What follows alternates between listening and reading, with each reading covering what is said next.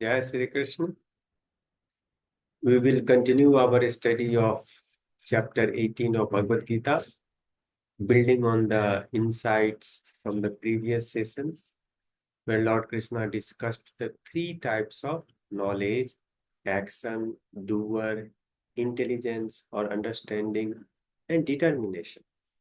In this session, he elaborates on the three types of pleasures, okay, and how they are influenced by the three gunas. In fact, all that he talked about, knowledge, action, doer, intelligence, determination, all these are influenced by the gunas, which are due to the material make of our body. Okay. So, someone by nature is very passionate, someone by nature is very peaceful. Okay, so that's what Lord Krishna is talking about. Okay. And this kind of nature is purely due to due to the material reasons, that is genetics or mainly genetics. Okay, genetics and evolution, how a person has evolved. So it's purely materialistic. And based on these, people have been classified, okay, into four categories. That is Brahman, Kshatriya, Vaisya, and Sutra. Sutra we call it. So let's recite the verses and then reflect on the meaning and significance of these. So in the following verses, he talks about the types of pleasure. So pleasure is also Sattvic pleasure, Rajasic pleasure, and Tamasic pleasure. So let's recite the verses and look into the meaning and significance of these. Om Shri Bhagavan Vach Sukham Tvidanim Trividham Shinu Me Bharatarshava Abhyasadharamati Yatra Dukhantam Cha Nigacchati Yat Tadagre Vishamiva Pariname Mritopamam Tat Sukham Sattvikam Proktam Atma Buddhi Prasadajam. Lord Krishna says the meaning of pleasure is different for people with different gunas. And this understanding can help one live an enjoyable life and get freedom from the miseries. Pleasure that arises from hard work, perseverance, and overcoming challenges and obstacles is known as Sattvic pleasure. This type of pleasure is deeply satisfying and truly fulfilling, promoting inner growth and contentment. Vishyendriye sanyogad yat tadagre mritopamam pariname vishamiva tat sukham rajasam smritam yadagre chanubandhe cha sukham mohanamatmanah nitralasya pramadotham tatatam samudahritam. Pleasure that is initially soothing. The pleasure that is initially soothing and enjoyable due to engagement of senses with the sense objects, but ultimately leads to misery and pain, is described as Rajasic pleasure. Sattvic pleasure is what? Initially, difficulties are there, but later, enjoyment, happiness is there. In the Rajasic pleasure, immediate pleasure is expected. Okay, so initially, it is soothing because of senses involving in sense objects, but ultimately leads to misery and pain. So this is Rasic pleasure. Like, see, we take food. food is very tasty, very enjoyable. You eat it. So it's like Amrit in the beginning, but later you suffer from various diseases. Whereas Sattvic pleasure is what? You have disciplined food so that the posterity will be healthy, okay, and it will be enjoyable. So that's what. So initially, it's like a poison, literal meaning. But initially it is difficult, but later it is enjoyable. Rajasic, initially itself it is pleasurable, but later it is painful, causing disease and all. Now Lord Krishna talks about Tamasic pleasure, illusory pleasure that arises from laziness, oversleeping, misunderstanding, which is both binding and degrading, is referred to as tamasic pleasure. Drunk, staying intoxicated. It gives, pleasure, resulting in laziness, oversleep. Okay, so this kind of pleasure is tamasic pleasure. Okay, so now the pleasure, understanding of pleasure also arises because of the gun or the guna that you have because of the material make, that is genes and evolution. Then Lord Krishna says, "No tadasti prithibhyam va divi deveshu va punah sattvam prakirti jairmuktam yadebhi syatribhir gune brahman kshatriye visham शूद्राणां च परन्तप कर्माणि विभक्तानि स्वभाव प्रभवैर्गुणैः." Lord Krishna states that no one on this earth or in the higher realms is free from the influence of these three gunas born out of material existence. Because of genes, because of evolution, we have one of the three gunas dominant in us. And this dominance, predominance of particular guna determines a person's classification as Brahman, Kshatriya, Vaishyas, or Shudra. No, and these divisions are based on the natural tendencies of an individual because of possession of a specific guna as dominant one. Now Lord Krishna talks about the qualities of Brahman, Kshatriya, Vaishyas, and Shudra. So there is no biological classification or social classification of this category. Okay. It is purely based on the material make or the nature a person has. Lord Krishna says, "Shamodamastapah shaucham chantir arjavamev cha jnanam vijnanam ashikyam brahma karma svabhavijam शौर्यं तेजो धृतिर्दाक्ष्यं युद्धे चाप्यपलायनं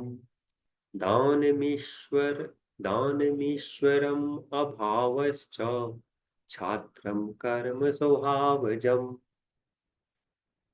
Lord Krishna says, a Brahmin is one whose actions embody and aim to cultivate peacefulness, Shanti, self-control, Atma Vinigrah, through penance, tap, cleanliness, and simplicity, and a deep love for knowledge and learning. So Brahmins, a person who by nature has love for knowledge and learning, who loves to live, who loves to be, clean, who loves to live a simple life, is Brahmin. Then he talks about Kshatriya. A Kshatriya is one whose actions demonstrate and are geared towards enhancing heroism, strength, determination, fighting skill, courage, charity, and leadership. So, someone having these qualities should be classified as Kshatriya rather than the biological background or biological origin. It clearly says in Bhagavad Gita. Okay, in Bhagavad Gita, the caste system which is there in Hinduism is not based on biological birth or based on social classification. It is purely based on nature of a person. Okay, so he talked about Brahmin, Kshatriya. Now he talks about Vaishyas and Shudra.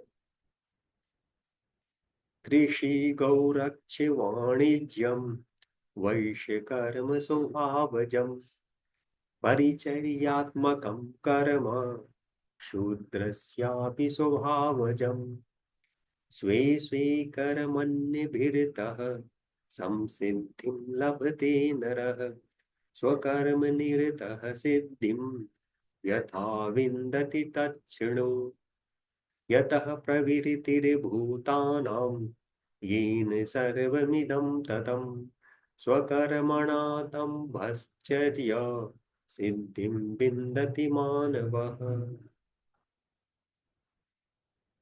Lord Krishna says agriculture, animal husbandry, commerce, and business are activities that arise from one's inherent nature, classifying an individual as wise, businessman.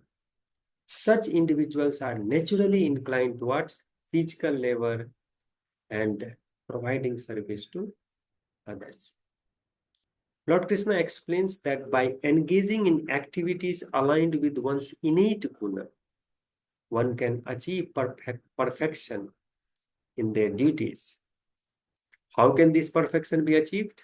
It is achieved by performing one's duties with dedication, keeping the all-pervasive God in one's heart, and recognizing all work as service to the divine. This alignment elevates one's action, transforming them into a path of spiritual growth and fulfillment. So, whatever quality we have been awarded by nature, by the divinity, we should accept it, and our actions, our duties should be aligned with that. And that's what Lord Krishna is stressing here. Then he says something, these verses are very popular. Lord Krishna says, Shreyan swadharmo vigunaha paridharmat sanushtitat स्वभावनियतं कर्म कुर्वन्नाप्नोति किल्बिषम् सहजं कर्म कौन्तेय स्वदोषमपि न त्यजेत् सर्वारम्भा हि दोषेण धूमेनाग्निरिवावृताः. So the verse 47, Sreyan Swadharmo Viguna, it's very famous, and it is cited in various contexts. And it has got profound wisdom. So it is taught, as I told you, even food. So by nature, what kind of food we are meant to consume. We should consume. Like we see, there are vegetarian animals, there are non-vegetarian animals. Similarly, we are also meant to eat certain type of food. Okay, so there also, this verse is mentioned. So Sriyan Swadharmo, we should act according to our nature, our food habit, our action. All these should be aligned as per our nature. So here Lord Krishna emphasizes that it is far superior for an individual to act in alignment with their inherent gunas, rather than attempting to perform actions that are not in harmony with their nature. By adhering to their natural guna, one can avoid unnecessary miseries and find fulfillment. Someone who is interested in arts by nature, he is an artist, but you push him into mathematics, what will happen? His life will become miserable. Okay. So, that is reflected from this verse. In many contexts, this verse can be mentioned. Then Lord Krishna further explains that actions aligned with one's guna should be performed, even if they seem flawed or imperfect at first. Because, then he said that, using practice, of course, you can gain perfection. Okay. So to illustrate this, he provides a powerful metaphor. All fire is initially covered with the smoke. When we start fire, it's not that good, it's not that brilliant. But as time passes, the fire becomes brilliant and fiery. So what is it? Symbolizes that imperfection is natural in the beginning, but persistence leads to clarity and perfection over time. So chapter 18, full of wisdom, full of wisdom. So there are more verses. There are around 30 more verses. Okay, so we will look into their meaning and significance in the upcoming sessions. So keep watching. Thank you very much.